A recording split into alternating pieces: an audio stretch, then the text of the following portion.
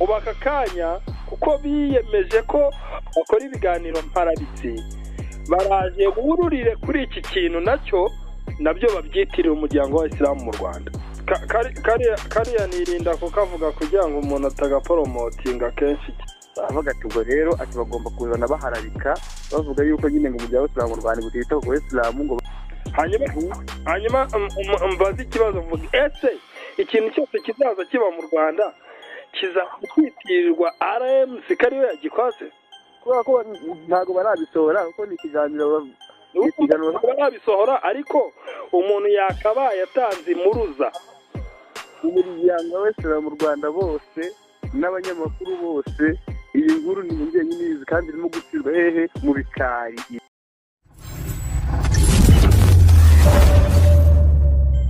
Hagati aho reka nkubwire ko Tide Soap Company ikuzaniye amahugurwa yo gukora isabune z'amazi mu minsi 3 gusa.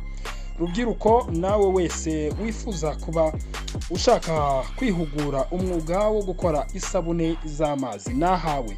Tide Soap igufitiye uburyo butatu bwo guhuguramo abifuza kumenya gukora neza isabune z'amazi z'ubwoko bwose bugiye butandukanye. Baguhugura gukora isabune zo gukaraba mu biganza, baguhugura gukora isabune zo gukoropa, koza amasahani ndetse n'izo gufurisha ndetse n'izarizo zose zikora mu masuku agiye atandukanye. Bagufitiye kandi uburyo butatu bwo kwiga aho ubasanga aho bigishiriza i Kigali i Masaka, hanyuma ubundi bakakwereka uburyo bavanga amaproduct hanyuma isabune ikaboneka.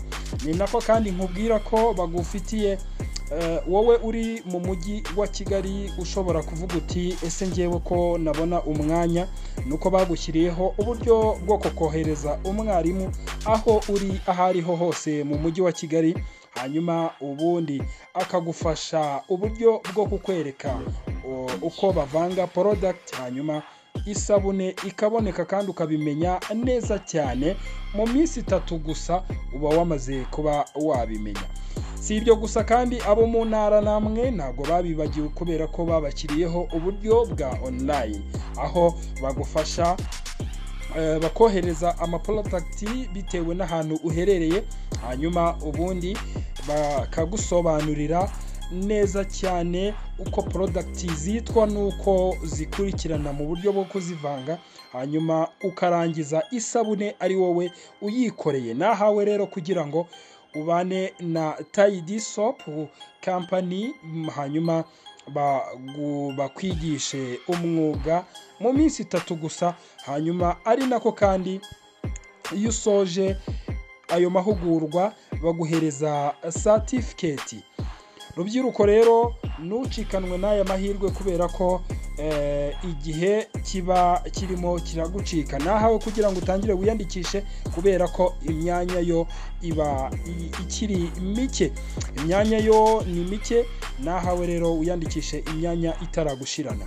Bahamagare kuri 07 9 60 7 959 cyangwa usuce kuri platform zabo zose bakoresha, yaba kuri Facebook, Twitter, Instagram, TikTok ndetse no kuri YouTube. Jyaho ubasure hanyuma urebe gahunda zabo zose. Si ibyo gusa nuko abize muri Tide Soap Company bagufasha n'uburyo bwo kwihangira umurimo iyo usoje. Nahawe rero kugira ngo ubane nabo muri aya mahirwe ntagucike naba ari wowe usigara kubera ko wabuze umuranga yaheze mwanyina, ni nako nawe nubura umwuga nk'uyu nguyu bizagucanga ku isoko ry'umurimo. Ni Tide Soap, ibiganza bikeye ubuzima bukeye.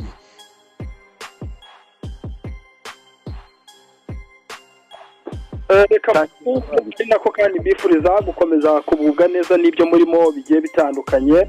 Amazina yanjye ni nk'uko bisanzwe, yababwira ngo niba mutaradukunda reka ko bizarangira mudukunze. Bitatu, ushobora kwigira ku ikosa uzatekereze ku ikosa, ari nako kandi uzabyigireho hanyuma ufite icyemezo ko utazigera wongera kurikora na rimwe.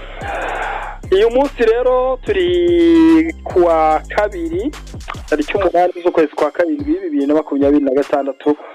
Ndi kumwe na mugenzi wanjye Hussein Ukuri mu kiganiro biravugwa, ikiganiro cyiza tuganira ku biba bigenda bicaracara hirya no hino ku mbuga nkoranyambaga. Hussein, nguhaye ikaze, umeze neza?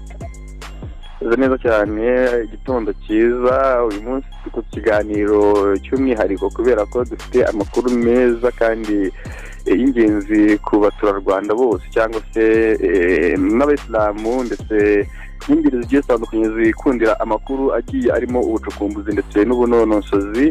Rero kuri mikoro ni Hussein Ukuri. Twanahinduye platform zacu, ariko uyu munsi reka tubahe nk'uko bisanzwe kugira ngo abinjiza mu kiganiro. Ndahari cyane Hussein. Urakoze cyane Hussein Ukuri, ngira ngo uyu munsi nanyaho tuze kuganira ku tuntu tubiri. Muri biravuga kenshi tuganira ku biba birangiye muri iyo minsi ibirimo biravuga uyu munsi. Nk'uko abantu babimenyereye, kenshi ikiganiro biravugwa ni ikiganiro gicaho kuri channel ya nk'uko bisanzwe official buri cyumweru saa 8, ariko uyu munsi nk'uko twanabibamenyesheje ko hari igihe biba ngombwa ko tuhita tuvuga amakuru yihuta muri biravugwa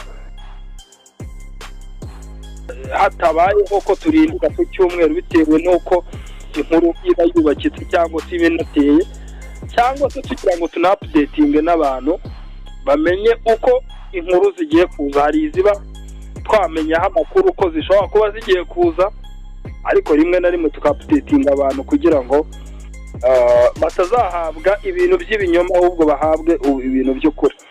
Useni, ndagira ngo wenda niba warabashije gusura page zacu ndetse na platform zacu nk'uko bisanzwe official zose, yaba kuri Facebook cyane cyane niho tuba twandika inkuru zitambuka. Ejo bundi twari twanditse inkuru z'umuryango w'Abayisilamu mu Rwanda RMC. Umunsi muri biravugwa yacu tugiye kwibanda ku muryango w'Abayisilamu mu Rwanda RMC. Inkuru zitambutseho nizo ngira ngo tuganireho. Ejo bundi bari hari igikorwa cya mbere babanje mu cyumweru gisa nkaho kirimo kirarangira, kijyanye n'inama. Hari inama bakunze gukora bijyanye no kugaragaza ibikorwa. Ni inama ngaruka mwaka iza bwa kabiri y'inyungurabitekerezo.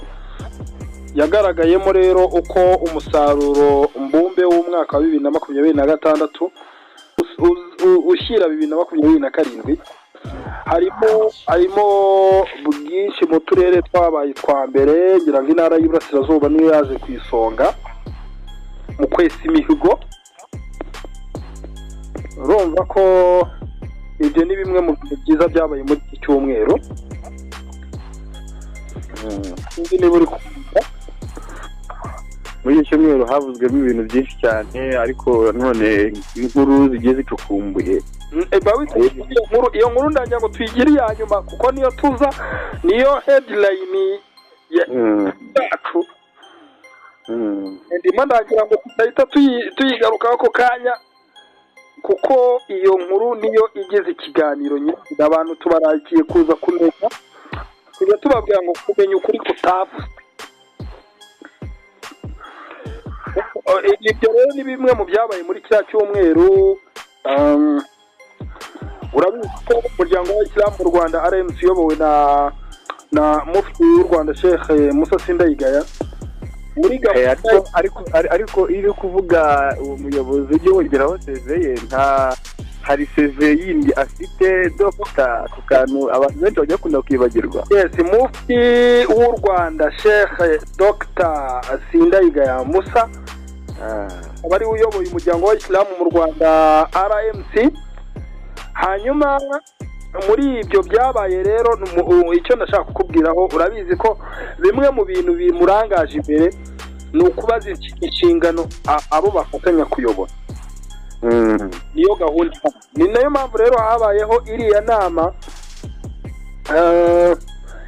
yabayeho kugira ngo bagaragarize abayisilamu ibikorwa byabaye muri uyu mwaka wa 2026,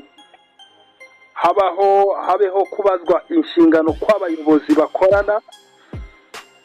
Abesi imihigo barayesa, nari ndimo ndakubwira intara y'Iburasirazuba yesheje imihigo banahabwa n'ibihembo, bikumvikana. Rero abantu bashaka kujya gusoma mu buryo burambuye bashobora guca kuri Facebook nk'uko bisanzwe official, bacaho hanyuma ubundi bakajya gusoma bakirebera uko bimeze. Muri iki cyumweru rero nanone mu bindi byavuzwe ndetse byanatambutse ku mbuga nkoranyambaga, Mutatsinda ya Sheikh Dr Mufti w'u Rwanda, harimo na Vice Mufti na bamwe mu bayobozi, na Imamu w'intara naramubonye, na Ukurya Ismail, na Imamu w'akarere nawe naramubonye ka Nyanza. Nibwo habayeho igikorwa mbaturamugabo, reka mvuge ko ari mbaturamugabo, yo kujya umunsi wo kwibohora, habaho igikorwa cyo kujya gutaha isoko ryiza cyane, isoko rya kijyambere, isoko ribereye icyerekezo u Rwanda ruriho, isoko rya etaje. Umuryango w'Abayisilamu mu Rwanda RMC wamurikiye n'inzego za leta. Ni igikorwa remezo rero umuryango w'Abayisilamu mu Rwanda RMC muri iki cyumweru nacyo watashye, igikorwa remezo cyiza cyane, dore ko ari isoko rikorerwamo abayisilamu n'abatari abayisilamu, ubona ko ari igikorwa abantu bari bishimiye cyane. Nanone nakubwira cyabaye muri iyi minsi tusoje n'iki cyumweru turangije. Ibyo rero ni bimwe muri biravugwa byaje. Hussein rero, abantu mudukurikiye rero buriya nangira ngo banze mbapdatinge muri biravugwa kuntu biba bimeze uyu munsi. Nababwiye ko twibanda ku nkuru z'umuryango w'Abayisilamu mu Rwanda RMC gusa. Ndagira ngo Hussein mwinjize muri iki kiganiro, ariko mbanze mvuge kano kantu. Hussein, reka mbanze mvuge kano kantu, nze guhereza umwanya.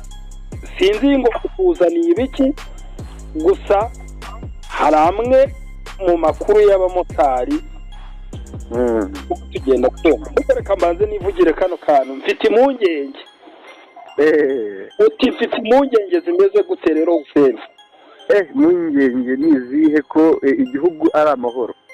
Mfite impungenge z'abagabo bajya bakora ibiganiro marabisi ku mbuga nkoranyambaga, byatangiye kugenda bivugwa, ndetse nabashije nk'umunyamakuru nabashije kujya muri amwe mu mabusheri hirya no hino ngo mwimenyere ukuri. Muri iyi minsi biri kuvugwa n'abaturage ko zimwe mu nyama zishobora kuba zifite ibibazo, hakaba ngo hanabayeho, nubwo tutarabimenyera amakuru yimbitse koko niba ari ibyanyabyo, hakaba bamwe mu bantu bagenda bavuga ko inyama z'inka zishobora kuba zaragiyemo uburwayi. Nubwo minisiteri tutaramenya official nyayo ya minisiteri, hajya n'ishinzwe ibigendanye na, ndumva ari rika ifite mu nshingano gutangaza ayo makuru, kuko ndumva ari bo bakuriye abaveterineri bose, haba bigenda n'aba leta.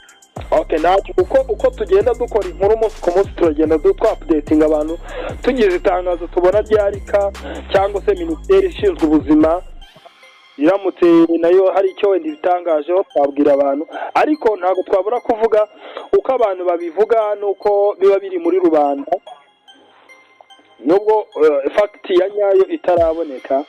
ariko byanga bikunda kuko njyewe nabashije kwigira mu mabusheri amwe n'amwe njya gutohoza iyo nkuru bavuga ko ndababaza ati se inyama z'inka bimeze bite, bamwe muri bo barambwira bati inyama z'inka rero zirimo uburwayi, niyo mpamvu muri iyi minsi tutazongera kuzikoresha.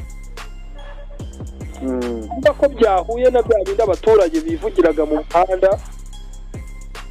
Urumva niba ugeze kuri busheri ya mbere ugasanga nta nyama z'inka zihari, nandi urivugira ubusa imusozi.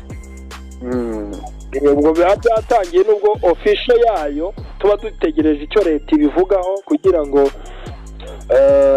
abaturage, ariko icyo twibaza nanone niba ibyo bintu ari byo izo nyama z'inka zanduye, nyamuneka abaturage aho muri mujye mugerageza kumva neza icyo leta ibwira abaturage, kuko byanga bikunda leta iyo ivuze ikintu ibirengera umuturage kandi iba yarebye kure. Icyo kintu kiba cyakugiraho ingaruka mbi uramutse ugikoze, utagikora kikakubera ingaruka nziza mu gihe leta yakikubujije.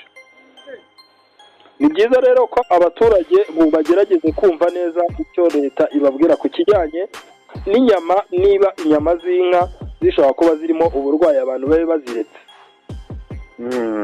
Hanyuma rero impungenge nakubwiraga mfite ni iyihe. Hano tujya kugira abagabo bamaze kwidekarara bigaragaza ko ari abagabo bakora ibiganiro marabitsi kuri ko cano nakunda kugarukaho cyane, ariko barazwi, yaba Faraji, yaba Arike n'abandi bantu bakorana muri uwo mujyo bakorera kuri izo cano zabo, ni abagabo bihaye gukora ibiganiro marabisi. Uti kubera iki mvuze iki kibazo kijyanye n'ikinyama, nkaba ngarutse kuri aba bagabo, nabihuza gute, kubera iki mbivuzeho, ese birahurira he n'izihe mpungenge nari mfite? Hussein, urabizi ko ubundi mu Rwanda leta yari yarashyizeho itegeko ko nta muntu ugomba kurya inyama umuyisilamu atabazi, sibyo? Noneho niba abayisilamu aribo bavagaga inyama, wenda bikaba ngombwa ko hagira icyorezo cyiza kigafata za nka, leta ikazaba ngombwa ko mu bugenzuzi bwayo n'ubunararibonye bwayo mu rwego rwo kugira ngo umuturage arindwe icyo cyorezo, ejo umuturage atazarya izo nyama zikamugiraho ikibazo, leta ikahita izihagarika. Nubwo bitaraba official ntabwo turabimenya neza, ariko nitubimenya neza tuzabwira abantu. Ariko hamwe mu turere byabaye official, ka Rwamagana ndumva nta tungo ryemerewe kugurishwa cyangwa se kubagwa igihe ari itungo ryuza, cyane cyane nk'ihene n'inka. Mu mabusheri biri official ko agomba gucururizwamo inkoko cyangwa se ifi. Ibi ni ibintu bine bimaze hafi icyumweru bitangajwe, kuko n'amabagiro hafi ya yose yarafunzwe, ntago arimo gukoreshwa. Urumva ni ibintu rero nko mu karere ka Rwamagana biri official, kereka wenda ahubwo ahandi wenda haramutse ho hari andi makuru atandukanye naho ngaho, ariko mu karere ka Rwamagana ho biri official ko amatungo yuza yose agomba kuba atemerewe kubagwa. Gusa icyo turi kubwira abantu bagerageze kumva neza amabwiriza ya leta. Leta ishyiraho ikintu ingira ngo irengere umuturage.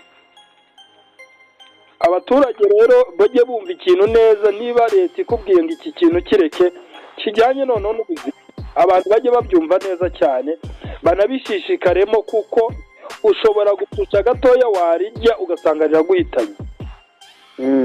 Abantu bajye bumva neza icyo kintu. Impungenge rero njye nivugiraga ni iyi, ni akanya ahantu hose byari byaramaze kwemezwa ko itungo ribagwa n'umuyisilamu kugira ngo bajye kurya. Ibyo ni ibintu bizwi, naho basangaga wabazi utari umuyisilamu baguhanaga. Ntubaza rero bano bagabo, yaba RPP, yaba Faraji ndetse n'abandi bantu bakora kuri iriya cano ngo ni Dawa Rwanda TV, yamaze kwidekarara ko ayikora ibiganiro marabitsi byo yo guharabika umuryango w'abayisilamu mu Rwanda RMC, mfite impungenge naraye mbitekerezaho, ngira ngo aka kanya dukoze ikiganiro mu gitondo, ikigaragaza ko naraye mbitekerezaho kandi abayisilamu bagomba no kumenya kino kintu. Aho nibagiye kururira muri iki kintu kuko bazi ko umuyisilamu ari ukinza inyama, bakahita bacyakuririra muri iki kintu bakaza guharabika RMC, bakavuga ngo twarabivuze, ngo dore n'inyama barazihagaritse, turi kumvikana, ngo none ngo kandi ngo zabagwaga n'abandi, ngo si RMC zibagase, ngo none si uburwayi. Ahita nibaza ikibazo mbere y'uko bari buze kubivuga, kuko byanga bikunda iyo abantu bahora bagushakaho ibibi gusa, bagerageza n'ubu nabo wasanga bari no kubitekerezaho, cyangwa se kuko bahora bashaka ahantu hari ikibi ngo ariho batangaza. Ubu ushobora no kujya kumva basohoye ikiganiro babivuga, simbizi ariko ushobora gusanga ibyo bintu bashobora no kubivuga, sibyo? mu mikoranire leta igirana n'umuryango w'abayisilamu mu Rwanda, dusanzwe tumenyereye yuko buri bakiro ryose rero rifite umuyisilamu ugomba gucinja itungo. Yego, ibyo ngibyo bikashyirwamo uruhare, ababijyamo uruhare n'umuryango w'abayisilamu mu Rwanda, kubera ko leta yahaye ubwisanzure ndetse n'imikoranire myiza iha RMC, ibaha mu nshingano ko buri tungo ryose rizabagirwa ku butaka bw'u Rwanda, iryo tungo rizagira gutya rizacinjwa n'umuyisilamu, cyane cyane ku matungo cyane ku matungo abayisilamu bisangamo nk'inka, intama, ihene ndetse n'andi matungo agiye atandukanye. Wenda cyakoze ku bitungo benshi bakunze kuvuga ko ari akabenzi, cyangwa se bamwe bavuga amazina menshi agiye atandukanye, aho ngaho ntabwo biri mu nshingano z'abayisilamu, ariko urumva andi matungo yose yo nibo babifite mu nshingano. Ubwo urumva rero byanga bikunda mu mikoranire myiza na leta, aho ngaho baba baragiye bagira gute babinoza. Niyo mpamvu uyu munsi rero hagize wenda ikiganiro cyakorwa nk'uko urimo kuvuga ko waba wabafasha amakuru, cyangwa se wabiketse ko bashobora kubyuriraho babandi baharabika, byanga bikunda. Ubwo turaza kugenda tureba mu gihe kiri imbere uko bizagenda biza, ariko byanga bikunda ntekereza yuko n'ubundi ibyo RMC yabikoze kugira ngo umunyarwanda hari umuyisilamu arya inyama iri halali kandi iziruye. Ubwo rero hari umuntu ushatse kuvuga ko wenda hari uburyo ki umuryango w'Isilamu mu Rwanda waba uri muri ibyo ngibyo, uwo nguwo ndumva byanga bikunda yaba ari kure y'ukuri. Niyo mpamvu rero ndimo ndakubwira iki rero, niyo mpamvu ndakubwira ngo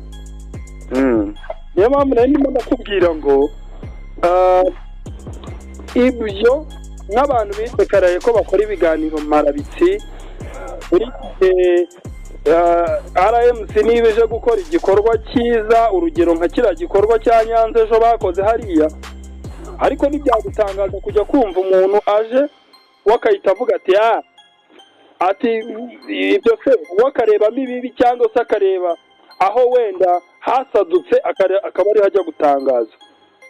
Niyise kuvuga ngo RMC ikoze igikorwa remezo kizagirira akamaro abayisilamu n'abatari abayisilamu.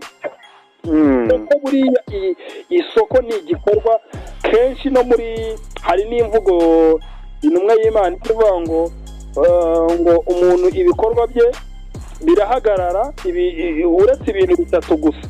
Mu bintu bitatu rero haba harimo kuba umuntu yarakoze igikorwa gihoraho. Sadaqatul jariya. Isoko ni igikorwa gihoraho, kubaka umusigiti ni igikorwa gihoraho, kubaka umuhanda, kubaka amavuriro, kubaka amashuri. Niba RMC aka kanya ikoze igikorwa nka kiriya, ikakimurikira n'inzego za leta, kuko ni igikorwa kizaba gikoreshwa n'abantu bose, ntabwo ari igikorwa kijyanye n'umwihariko ku Bisilamu gusa. Ariko aka kanya ukaba waza ukahita uvuga ibikorwa bibi gusa, ukavuga ko umuryango w'Isilamu mu Rwanda nta kintu ukora, koko uba wabanje gutekereza. Niyo mpamvu akenshi abantu bavuga ngo abantu bamaze kwidekarara nk'abantu bakora ibiganiro marabitsi. Niyo mpamvu rero nkubwira iki, mfite impungenge z'uko bari buze gufata ibyo bintu, icyo cyorezo cyaje muri izo nka, cyaje muri izo hene, turi kumvikana kandi ubwo ntabwo ari icyorezo cyaje mu ihene nubwo cyaje mbere y'uko inyama ijya kuba inyama itungo ryari itungo rizima siko bimeze aka kanya icyorezo kiri mu matungo mazima ntakunze kumbwira ngo bo baraza gufata baraza guharabika batangire bavuge ngo RMC ngo kubera ikita ku bintu kubera ngo bibereye mu nyungu zabo ngo byarangiye ngo bahagaritswe kuzaza bacinja cyangwa se ngo nibo bateje ibyo bibazo wajya no kumva umuntu abivuze muri ubwo buryo cyangwa se agakoresha indi langaje ariko ashaka guharabika umuryango w'Abayisilamu mu Rwanda.